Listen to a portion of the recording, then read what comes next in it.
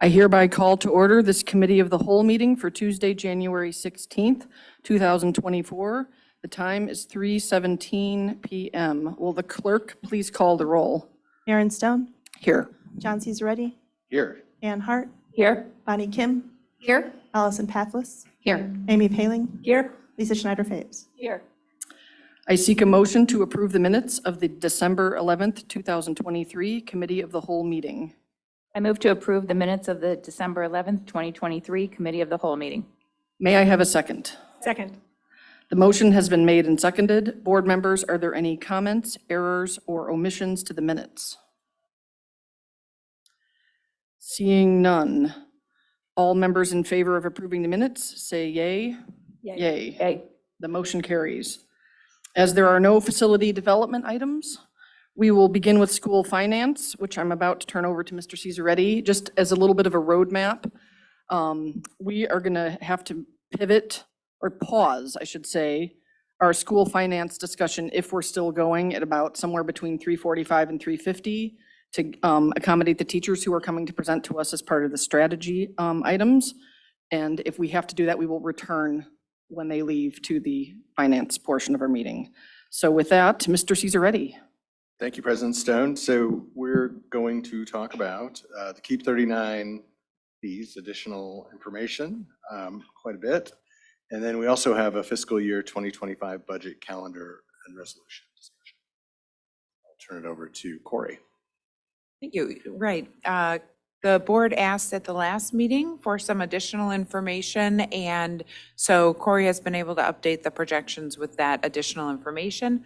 This is a quick opportunity for Corey to provide that information, but really an opportunity for the board to make some decisions, to discuss and make some decisions to ultimately offer us guidance on what you would like the recommendation to be for action at next week's Board of Education meeting. So Corey has updated the projections in a couple ways. He'll give you that update, and then we are eager for your discussion.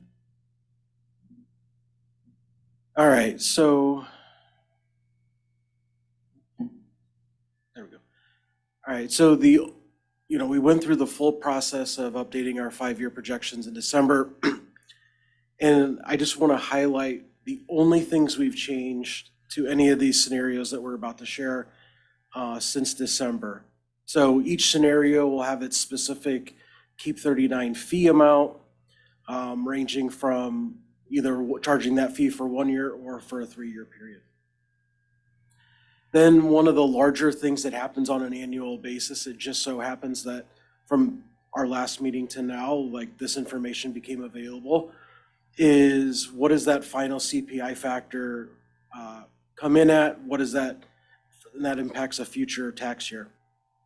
So each year we use Bloomberg's estimate for unknown tax years for CPI. And for calendar year 23, we had used 4.1% straight from the estimate we had received from Bloomberg.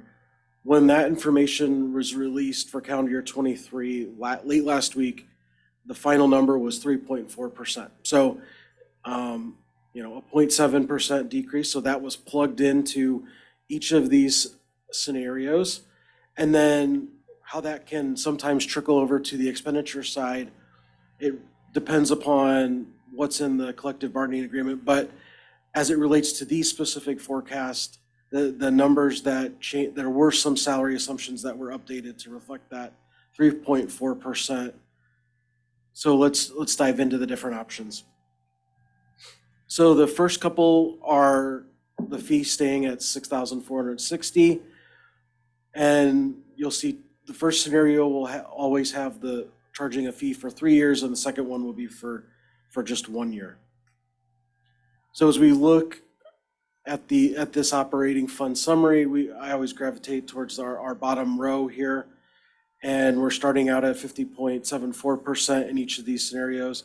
This one would have us at 43.56. Then if we did the 6,460 fee for a year, each of the numbers are a little bit lower on the right half of the graph or the chart, and ending at 39.28%.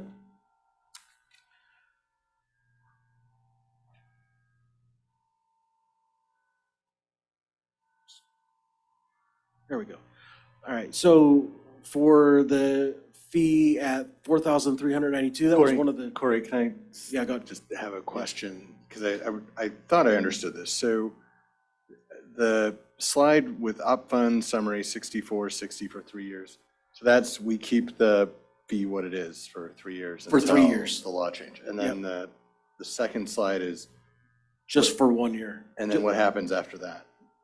No fee for the last 2 years. That Okay, it is a choice. thanks. Yep.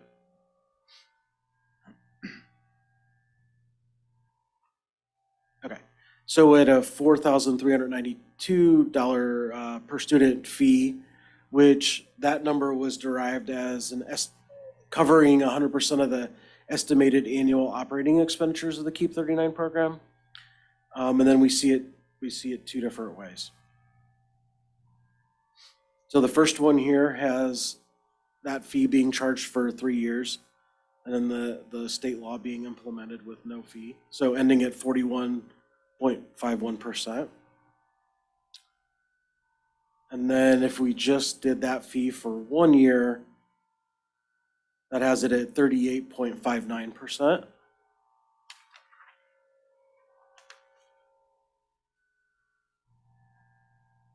Then the last fee option that's presented here is cutting that fee in half to $3,230 per student. If we did that, that would cover just a portion of the annual operating expenditures, and it represents a roughly 26.5% subsidy of those annual operating expenditures.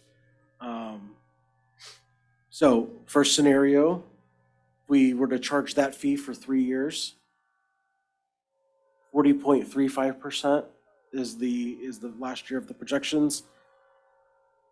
And then if we did it for just 1 year, 38.21%. And then in the last of the slides, just to have everything on one slide, this may be easier for each of the board members, should have it in their packet, has all of the scenarios. You can kind of see going across or going down by year what some of the differences are. So that said, that's all I have for this. I'll answer any questions if anybody has any. Thank you very much for doing this. It's like a lot of work was done. I don't have any questions. Does anybody have any questions?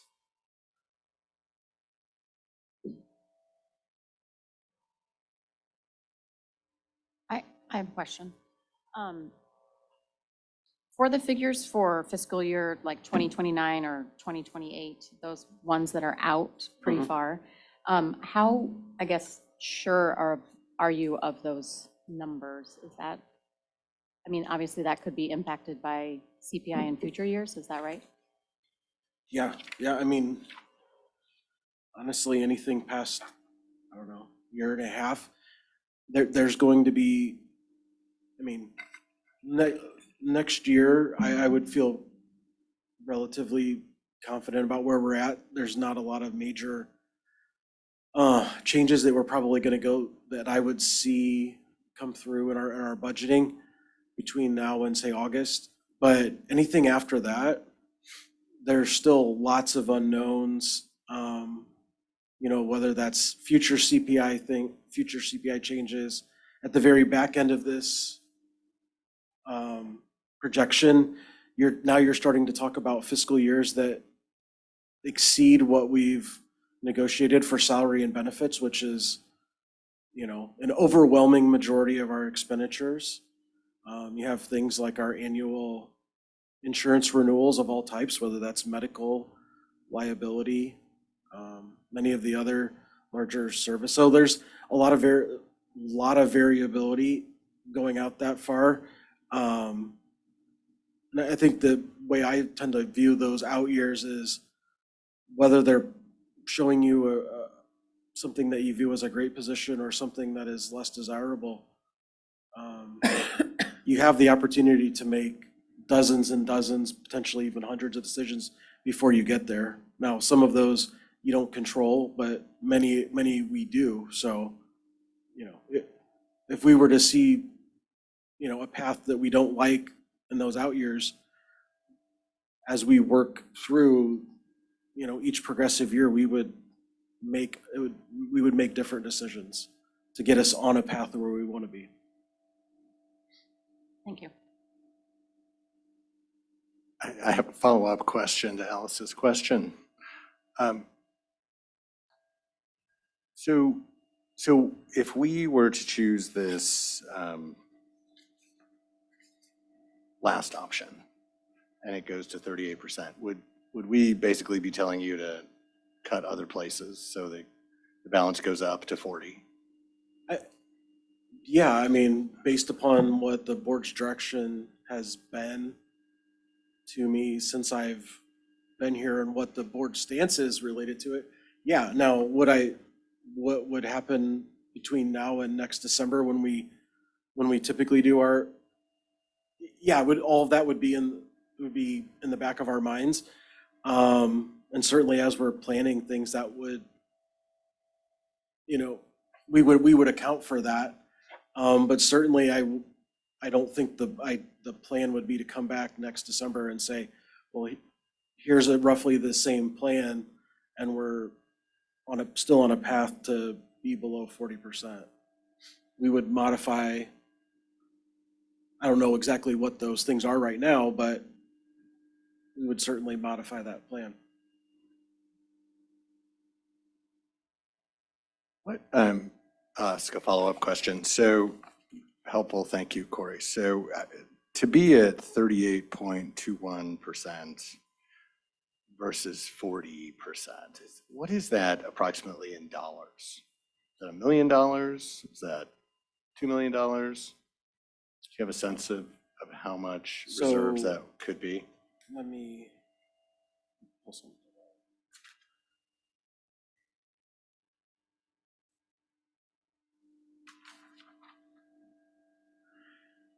So if you're looking at the ending fund balance if you're looking at the third option between charging the fee for 3 years versus charging it for 1 year, you can see that ending fund balance being $33.6 million versus $31.8 million. Yeah. So about $2 million Yeah. Yeah. in that scenario. And you can look at that same line for that comparison if that's the line you want to examine. And I think Corey's point is a really good one. The board has many different decisions to make along the way and can certainly make other adjustments. There are a few things that we know we can't adjust. We have collective bargaining agreements in place that sets the salary and benefits. We have health insurance responsibilities. Some of those things we can have an impact on, but much of it we can't. So a lot of the budget is set, but there are some other elements that we can make decisions about that the board can direct, whether that's the capital improvements that are kind of on the horizon, the curriculum improvements, some staffing decisions that we may need to make over the next coming years. When we start looking out 5 years in a budget projection, there's a lot of assumptions that go into that. And so there are some opportunities to make adjustments for sure. Thank you. Yeah, Lisa. No, I think, like, this only gives like 6 scenarios. But one of the things we also have to think about, thank you, Amy, is, are we going to all-day K, right away? Are we going to phase it in over 3 years? Right? So when we think about that fund balance, I don't know what we have an appetite to decide this month versus April versus are we just deciding, well, we're just going to decide this year, right? And I just want to, I don't know what the right answer is, but I just want to say there's also gradations of the answer. Yeah, true. Useful information though. I mean, this is pretty much all the information we need. Oh, I'm not Yeah. asking for more. Yeah. I want to be clear. I'm just saying when we sit there and think about whatever scenario we come up with. Thank you. Oh, President Stone. This is a question for Corey. Do all of the 1-year scenarios assume that we are going to all-day kindergarten in the fall of 2025? Yes. Okay, thank you. Yeah, the assumption is the district is charging a fee when the program is KEEP. Once we go to full-day kindergarten, the district would no longer be charging that fee. So it's a one-year fee indicating that the following year we'd be moving to KEEP, to full-day kindergarten. Obviously, there's the in-between, you could do 2 years, but it seemed like the board really had an interest in either moving as quickly as possible or maintaining enrichment until the mandate. But you could make any decision you want within there. Oh, yes, Amy. And just to clarify, so obviously we're thinking today about how long, but the guidance you need by the end of the day, by our meeting, is the fee for next year. That's correct. So obviously feeding into that, we're thinking about how long we want. And Right. we could make both recommendations today, correct? Absolutely. Okay. If you know for sure what direction you want to go, I would encourage you to put it on the table, and that gives us as much time as possible. If you don't need to feel the rush and urgency to make the second decision. The first decision regarding the amount to charge for the upcoming year is really critical so that we can proceed with registration. We're already kind of starting to feel a little anxious about that. Oh, Amy. I'm happy to jump in with initial thoughts. I mean, they're equally important decisions. My priority in my mind has been to get to full-day kindergarten as quickly as we can. And when I think about that, and I was studying these numbers, it's clear, okay, well, if we did that at the number proposed at our last meeting, we are already under 40% by 2029 with the projections. And so the 3230, moves us further under. I guess my current inclination would be to recommend the 3230, and I don't take the projection being under 40 lightly, but I think there are many decisions we can make between now and then to bring us back up. But it's a significant decision for us to do something that brings that projection under. I know lots of people have shared, well, it's not that much money and such a big budget, but I hope it's helpful for people listening to see this, that it is. There are so many huge decisions we make. Teacher negotiations, staff negotiations, taking care of our buildings. $1 million, $2 million is not negligible of taxpayer money. So that being said, at the moment, that would be my thought, would be 3230, and with the hope of, whether we decide it today or not, moving to full-day kindergarten in a year. Thank you.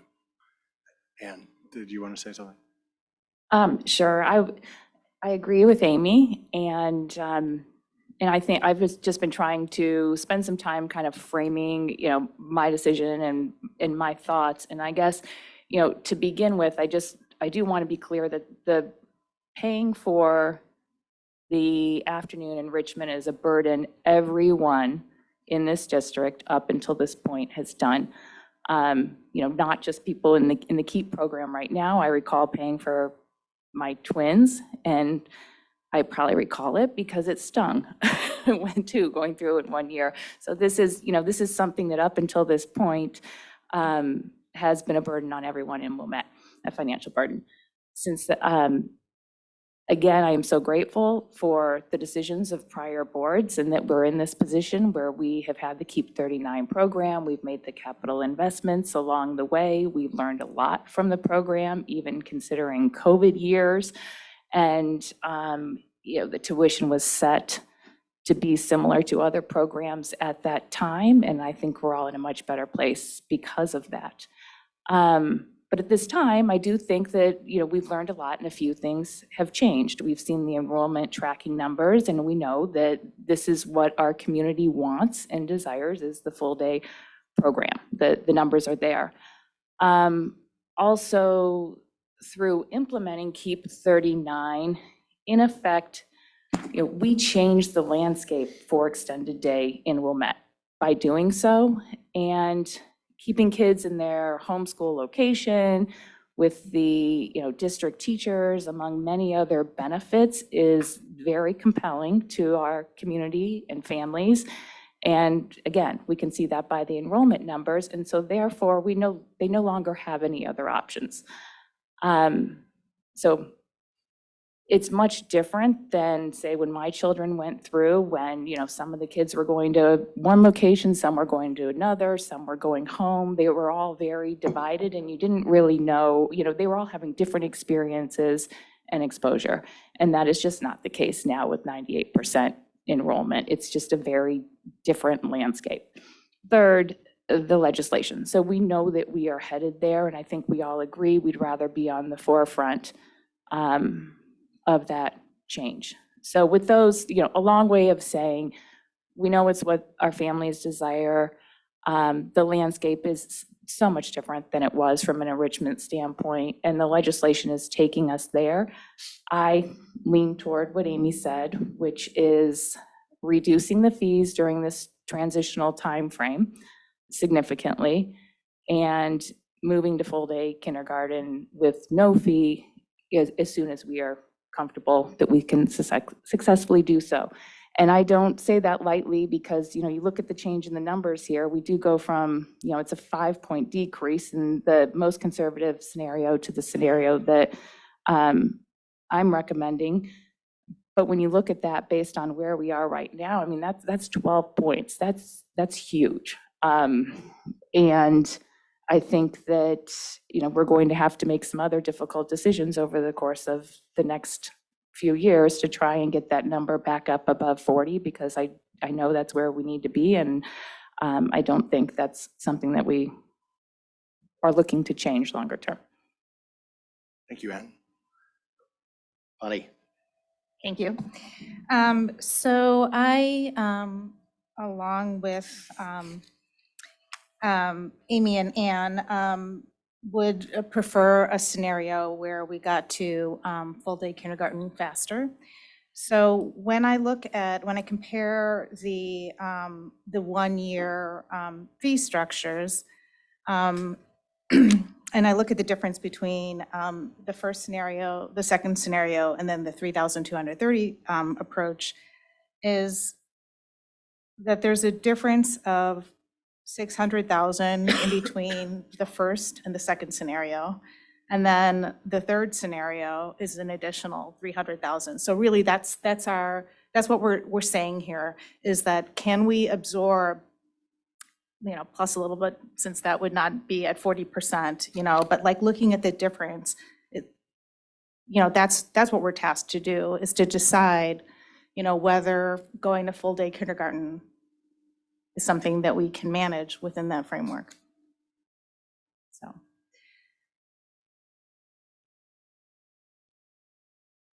So Bonnie, you are at the bottom right of the chart. Well, I was looking at the summary page where it has all 6 fee structures. Yeah, so I was looking at that and kind of going off of the dollar amounts that were on each page of when you get to that the end fund balance. So, and what are you thinking for a fee? Did I miss that? I guess I would sort of want reassurance from our business manager that, because I don't really know, like when you say we'll make, 100 decisions possibly before this date, is that doable? Is it doable to absorb $600,000 or $900,000 and then plus to get up to 40%? But really, when you're comparing these 3 scenarios, like if we could just have one more year of half day and move to to full-day kindergarten, which would be, my preferred scenario.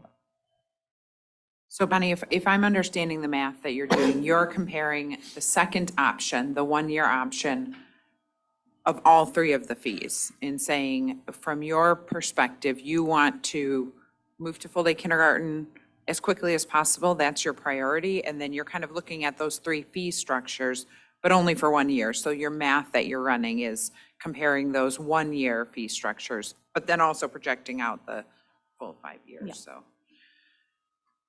Thank you. You're welcome. It made sense to me. That It makes does, sense. just framing it for everyone who might Yeah. be following along or trying to listen. And I think, at least from my perspective, and I'll let Corey answer, but I do think that there are a number of decisions that need to be made. And we've seen over the years that having some flexibility and the ability to pivot, not to bring back a word that we don't always like to hear, but the reality is, the board has planned very responsibly, and that has allowed us to accomplish some things that maybe other districts or other places haven't been able to. And so we want to be thoughtful about that. But I do think that there are, in the next 5 or 6 years, many different decisions that we could and would make to maintain that fiscal responsibility and flexibility. Corey? Yeah, so I guess, right, the further you would get out, like the harder it is to project, but like for each of the board members, I would just pick one of the operating fund summaries. And in each of those summaries, when you look at the rows, there are 3 rows that are bolded in each scenario. And that's intentional. It's the surplus deficit, which is revenue minus expenditures. Then 2 rows down, you have the net surplus, which is transfers out. And then you have the fund balance percentage at the bottom. So if we go to that first surplus deficit, no matter which scenario you pick, even if you were to pick probably the most, as far as reducing the fee, the most aggressive, if you look at that first bolded line, you still have multiple $1 million revenue exceeding expenditures.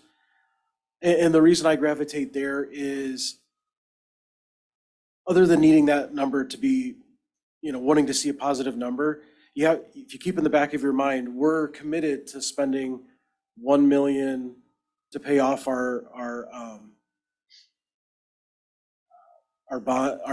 some bonds that we use on capital projects. But beyond that, anything above that is typically just spent for other projects. So when you look at it from that perspective, when I look at one of these summaries, I see the percentage is one way of viewing the financial health, but I also look at the surplus deficit line of what wiggle room do we still have in any given year. And so, yeah, Dr. Kremascoli is right. We have the ability to make decisions that would keep us above 40,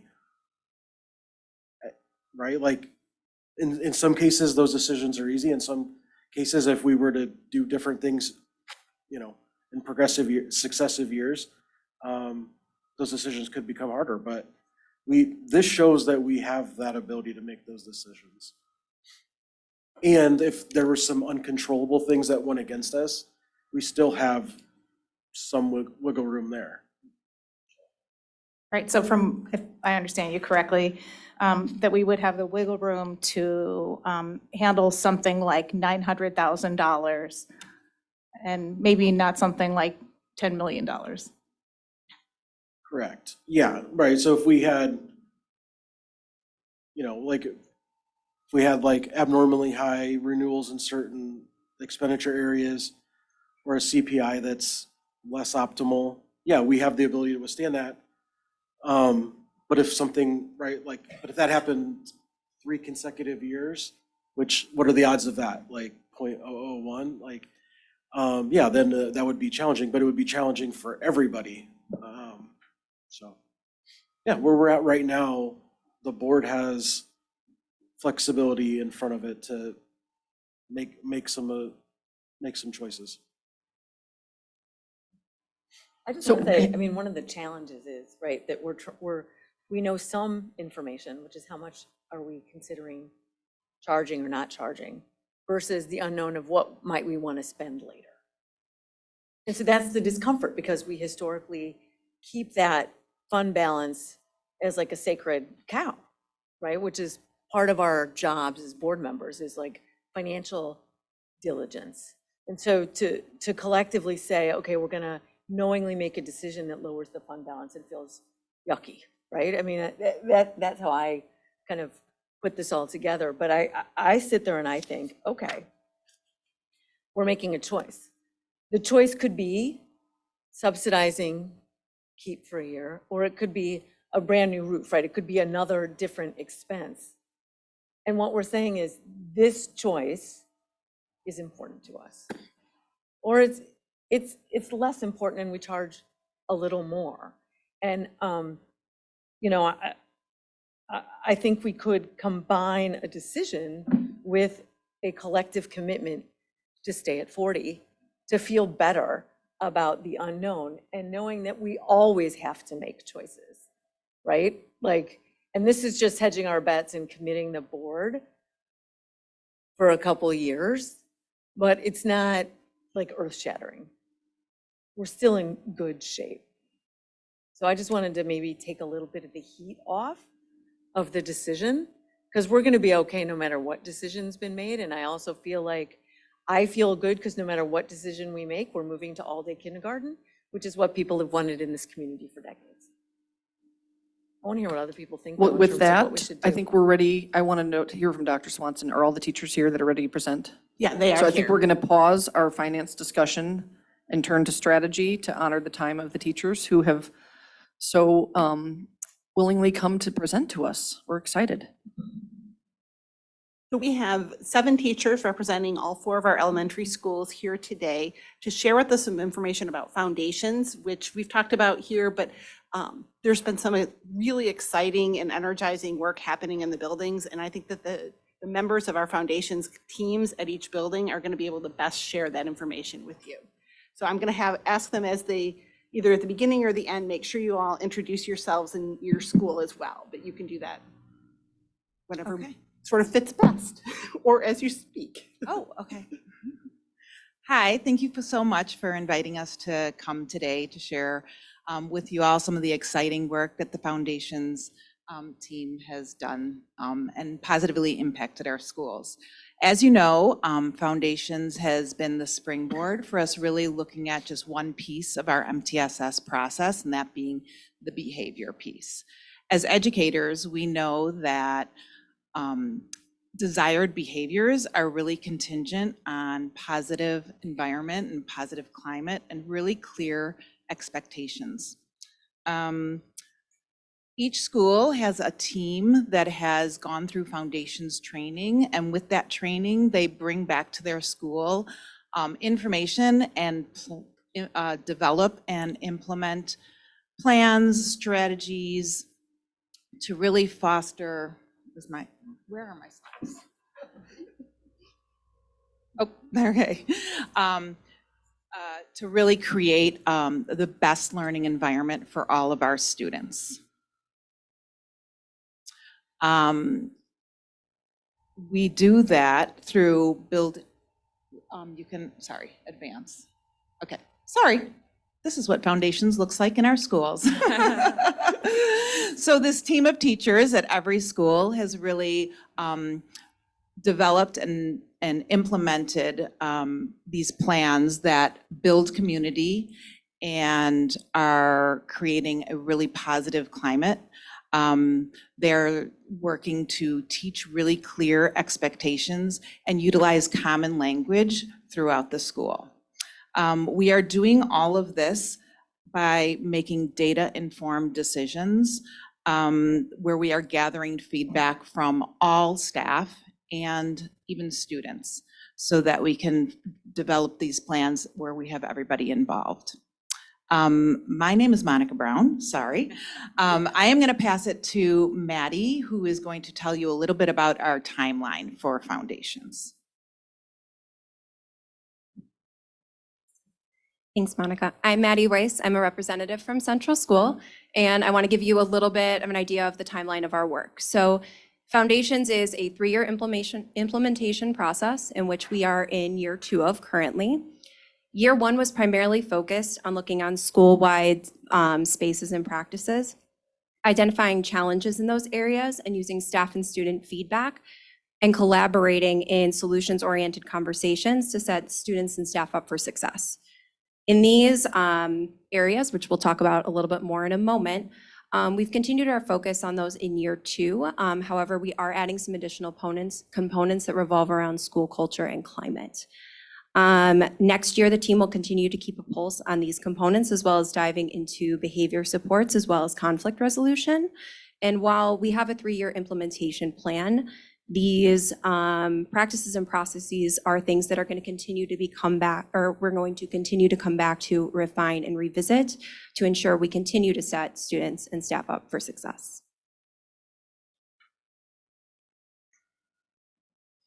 Hi, my name is Jessica Rylak. I'm from Mackenzie.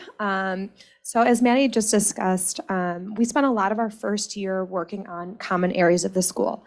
Some common areas, just to name a few, recess, the cafeteria, lunchrooms, and bathrooms. All of our elementary schools, the staff voted to work on recess. So that means a field, blacktop, and the playground.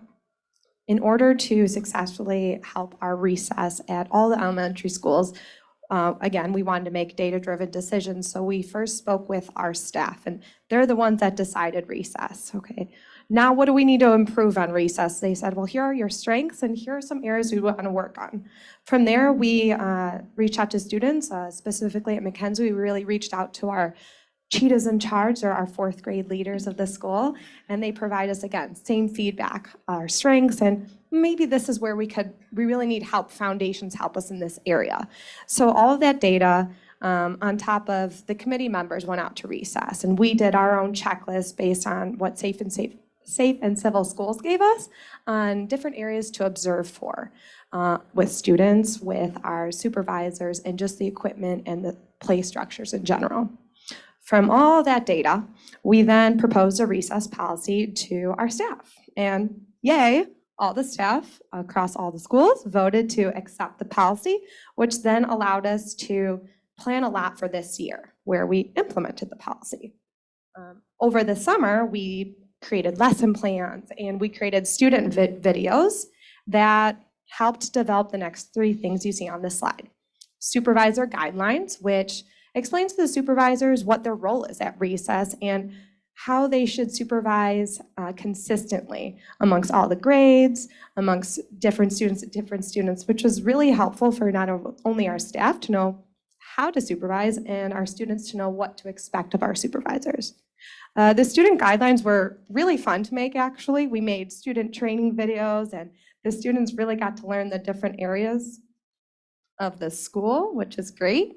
And we finished it to measure their knowledge with a Kahoot to make sure that they learned what we wanted them to know, how to play at recess and how to play successfully. Do they know their rules? Do they know the expected behavior? The last thing we did, we created zones and boundaries. The zones were for mainly our supervisors, spread them out so they could see everyone safely. And also it just allowed the supervisors to connect more with the students. I'm in charge of the field or the blacktop or the playground. And then the boundaries helped our students just play safely. So football was not overlapping with soccer or foursquare. Everyone had their own zones and equipment.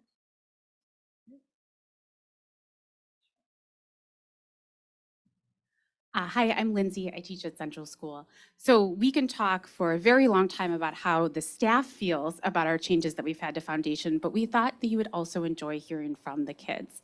So this is a quick little snapshot of how our kids are feeling about the recess changes.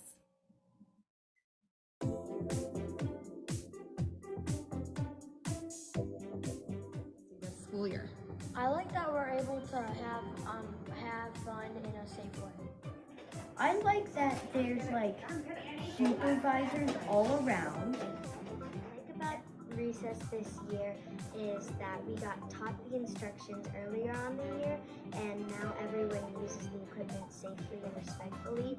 I like that it's easier, that everyone knows the activities and fun games and spaces. This year, they made passports so kids could know what you could do at the equipment, and it's good for new kids to know so they don't hurt themselves. A good thing that I've noticed at recess this year is that there's not a lot excluding or including, and I think we've really improved on that, and I'm happy to say that. So we're really excited about all of the changes that we've done in our first common area. Foundations is about a number of other items as well. So we'll talk a little bit more about the positive impact it's had on our culture as well.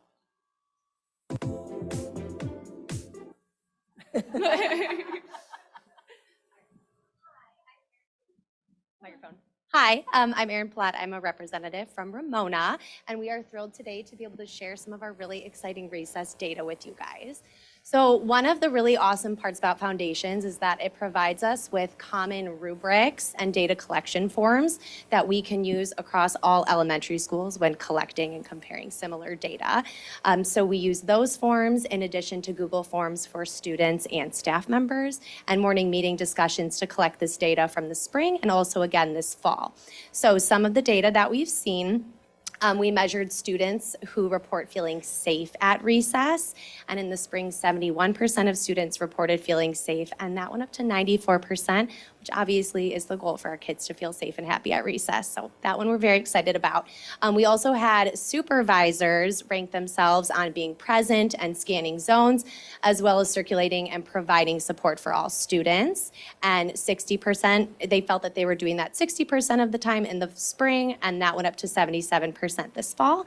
And we also measured student behavior, so positive interactions between students, positive language, wearing the appropriate gear for the weather, and that was noted 67% of the time happening in the spring and 83% in the fall. So we are thrilled with this data so far, and that's just after a year. So Foundations help us rethink game rules, recess rules, as well as supervisor zones, and encouraged us to think creatively about positive student and adult interactions, and all of that played a part in some really exciting data.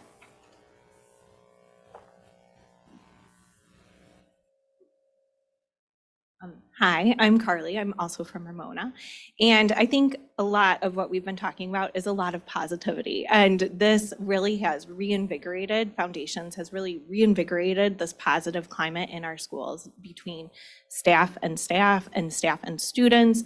And that's really where it started, with us reminding ourselves and learning and relearning too, to swiftly respond to student behavior positively. So if there is something that they might not be doing correctly out at recess, reinforcing it with reteaching that behavior and positively responding with it. And which has brought up a lot more positive, respectful interactions between staff and students, as well as students to students too, because they feel empowered and know the rules, and they're happy to remind their friends about those things.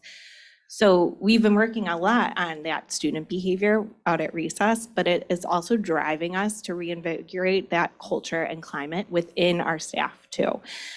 So staff members, when we worked on our recess plans and we worked on that community area, got a chance to be a part of that Foundations team. It's not just the people that you saw up here today or the people part of those professional developments, it's everyone in our school.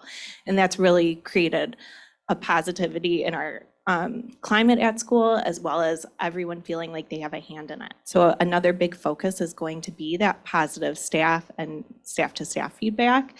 And we're also learning to give each other praise and also say, oh my gosh, I just saw how you were helping those friends out at recess. You really helped mediate the problem. Like, wow, great work.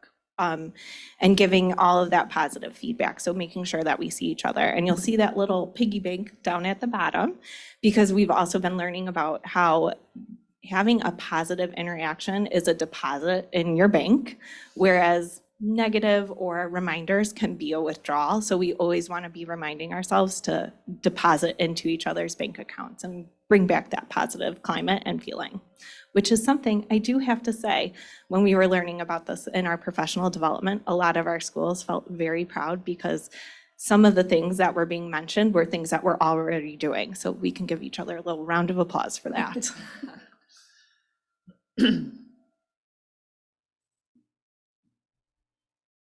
I'm Teresa Alfaro. I'm from Harper School. We would also like to give you a glimpse into what the other teachers who are not on the Foundations Committee have seen as some of the benefits of all the work that we've been doing in the schools. Foundations has made such a positive influence on recess this year. Students go to recess and they know the expectations for the games and also for their behavior. One major impact that Foundations has had on our school is recess safety. Not only did they bring more supervisors on board, but they also created specific zones for each supervisor, and they really fine-tuned our recess rules. There are so many benefits that I've seen with the Foundations program that we've implemented here at Harper. I love the common language that we have that is consistent across all classrooms and all grade levels. Foundations has helped our entire staff look at practices and supports that promote learning and happy kids. I'd like to really thank the Foundations team for creating such a warm and inviting culture within Mackenzie, not only for the staff, but also the students. I feel like there's just this incredible joy around the building, whether it's a smile from a teacher or it's a quick little note. It's really impacted Mackenzie in just such a positive. Staff investment has been a huge part of our work at the Foundations level. So we're happy to hear that the teachers are recognizing the big changes in our schools.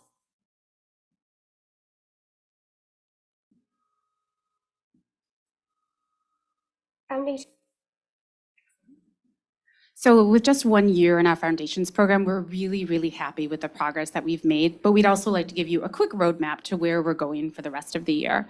So we are going to continue to collect data on the improved common area, which was for recess for all the elementary schools. That'll come through surveys, observational data by our Foundations team, and also by data collection on incident referrals. We are ready now to start a new improvement cycle. So all of the elementary schools are very excited about the choices that we've made. Central will be working on the cafeteria, Harper on the hallways, Mackenzie on their bathrooms, and then Ramona on the bathrooms and hallways. And then finally, we're going to continue to grow that positive community that we've already started working on. Each of our schools is going to develop a language or a common language for our guidelines for success. And then, of course, we're going to continue depositing into our emotional piggy banks for staff members and for students, because we've seen a big change in the culture of our schools. So in closing, we would like to say thank you to our administration and to Kristen and Taylor for supporting our program, and also to the school board for really helping us make these great changes within our schools.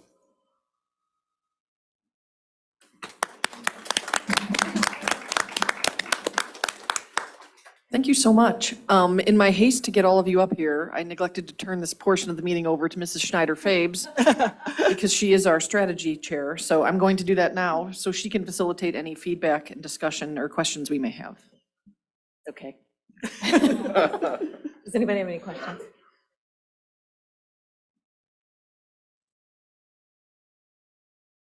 Well, I'll just say it was really fun and exciting to learn about this. That's amazing, right? Culture's been on the to-do list for a while. It seems like it's really a great way to go. Congratulations. And I'll just add, I know that our teachers and staff here commended their colleagues for their investment in this work. And the teachers who are on the committee and really invested as foundation team members have invested a ton of time in learning and in participating in professional development and leading their colleagues. So I want to say thank you to all of you for your time and your investment. I'll just say thank you. Also, that was a great presentation and certainly great to see the results at recess. So it's really made a tremendous impact. It's great to see. One thing that I guess I did have a question about is Foundations based outside of the classroom, or did the classroom not come up as a highest priority? Because I saw the hallways, the bathrooms, recess, cafeteria, and so frankly, I was glad not to see the classroom, but was just curious about the background there. Sure, great question.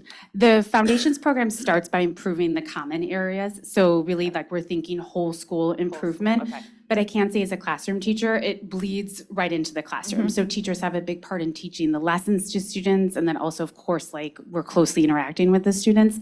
So I will say there are changes also in the classroom, but right now our focus is that common language within the common areas. I just second the appreciation of all of your time. It just sounds transformational. It's really exciting to hear about. And I love that the teachers got to come. Me too. We're so thankful. This was a unique day for our schools, certainly. And so for you to not only give of your time all day in supporting our students and our schools and getting everyone in safely, for you to make your way over here at the end of the day really means a lot to us. So thank you so much. The board does have a gift for you out in the hallway when you leave, but I think Erin maybe wanted to say something before you do that. I just wanted to echo what everybody else has said. I just love how intentional you've been about making kids safe and included and feeling the joy. And it's really important. It would be easy to just go out to recess and then we wouldn't have what we have now. So thank you so much for everything you've done. Thank you so much.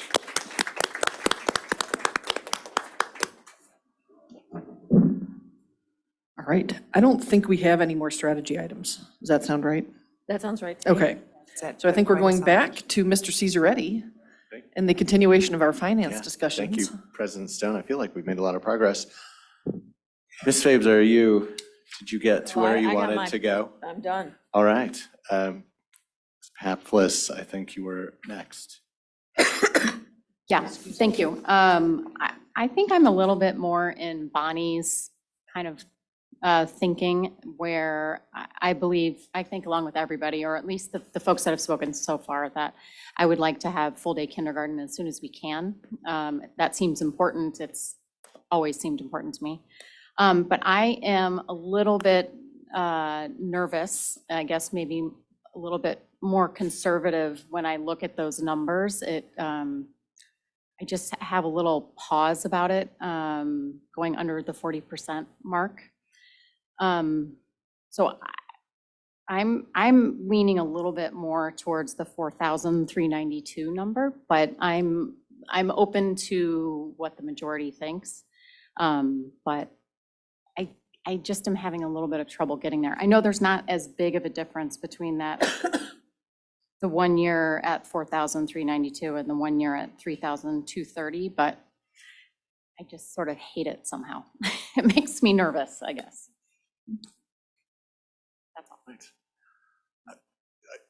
Oh, did you want to say something else, Ann? Well, I was just going to, it makes me nervous as well. I do, and maybe I'm looking at this the wrong way, believe that today we're making the recommendation on the fee, and whether that's a 1 year or a 3 year, and obviously how that we have, looking at how it plays out over the next few years. But I don't think that what we're saying today is that these fund balances are okay. Right. I think we're saying that we want that number to be over 40, and in these scenarios, it is not, and we need to work to make sure it gets back there. Right. And every option obviously is below 40% in the 1 year. I see Right. that. So I want to be, at least from my own perspective, I want to be clear that I'm not saying this is okay. I'm saying we will continue to have a lot of work to do and have going forward to get it back up. I have some thoughts. Would you like to go before me, though, or after? Go ahead. I'm still wanting to know where Bonnie is exactly. Oh, Or- no, Bonnie. I feel like we sort of pivoted No, the we, strategy. No, I mean, I guess I'm still thinking, Okay. but also, to me, looking at the 42 versus the 40, the 32, 43 or 44 really, is that, if the difference is like $300,000 in terms of its effect on that end fund balance, that seems like maybe not as concerning as I had thought it would be, you know, and so initially I was leaning towards that second option for the $4,400 per year. But now I feel a little bit more open, although I am concerned about this. And I think it's really hard to make a decision. Like if you were asking me whether I wanted to reduce the fees on Keep 39 versus putting air conditioning in next year, you know what I mean? Where we have those two scenarios, and that we can look at the effect on it and choose one over the other. Because right now what we're doing is we're choosing against the unknown. Does that help? Yes. I'll go. So for the reasons articulated by Amy and Ann, and I think balancing priorities overall, I would support the reducing the fee to $32.30 and then implementing full day next year. So that's where I'm at. That is also where I'm at, for the reasons that everyone has already articulated.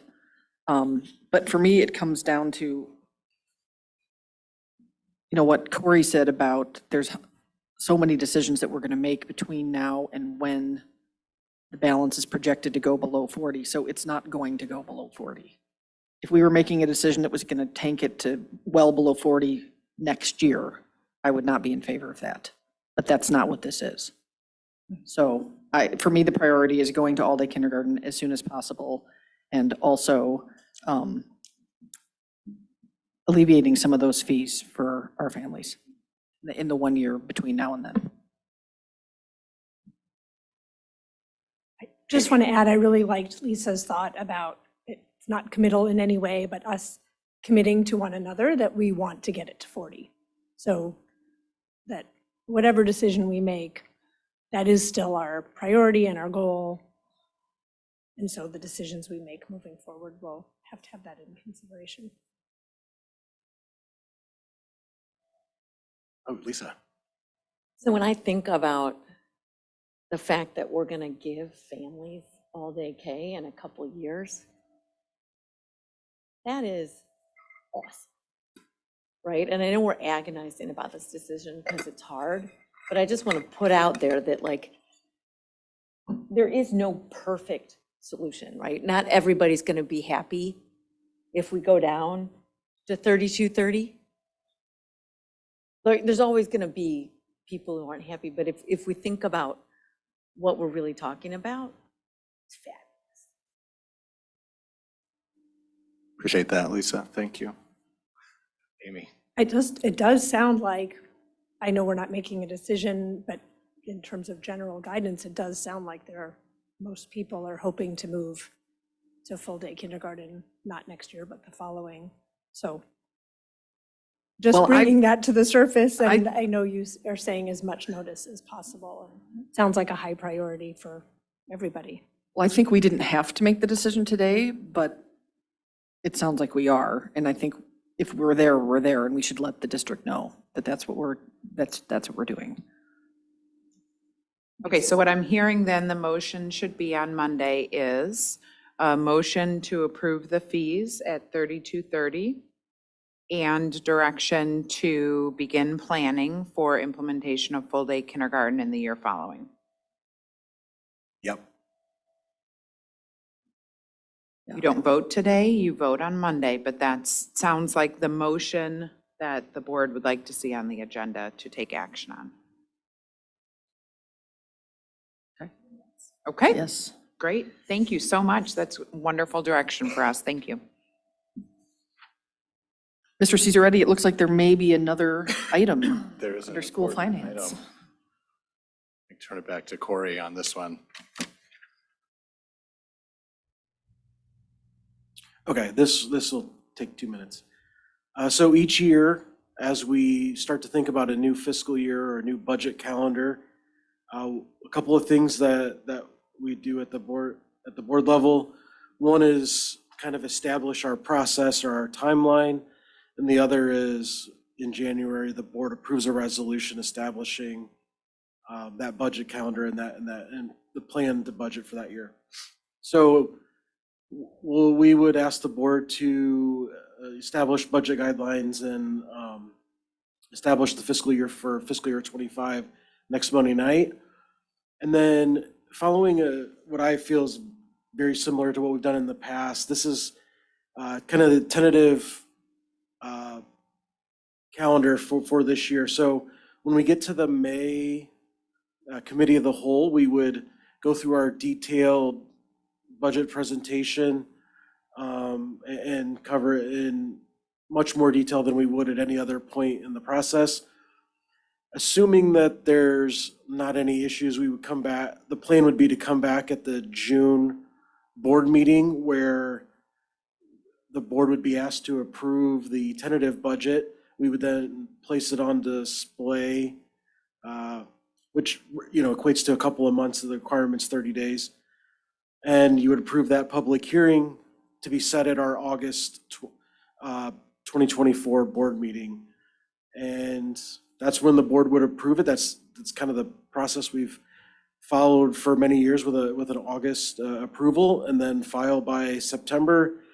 And then as far as the rest of the year goes, starting to dive into that next tax levy cycle in October with a potential for a tax levy approval in November, and then wrapping things up in December with our 5-year projections. So if anybody has any questions, that's kind of what we're looking at, and a lot of work to tackle between now and May. Thanks, Corey. Yep. Any questions? Looks pretty standard. All right, I think that's it. Turn it back to you, President Stone. Thank you. This would be an opportunity for the public to address the board, but seeing no public, I think we're ready to move on to old business. Is there any old business? Is there any new business? Okay. We do not have an executive session, so having no further business, we need a motion to adjourn the committee of the whole meeting. Motion to adjourn the committee of the whole meeting? We need a second. Second. Motion having been made and seconded, all those in favor, please indicate by saying yay. Yay. Motion carries by general consent, and the time is 4:19 p.m.